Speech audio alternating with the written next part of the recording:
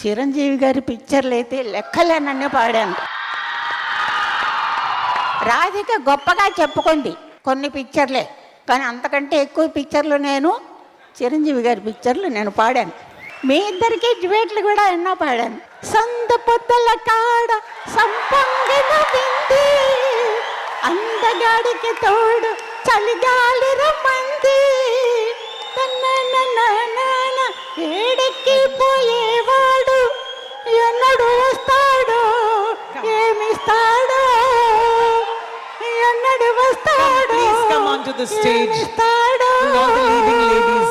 సంత పొదల కాడ పాట కూడా no choreographer, only one day, half day. Chiranjeevi and myself, we choreographed the song and did the song.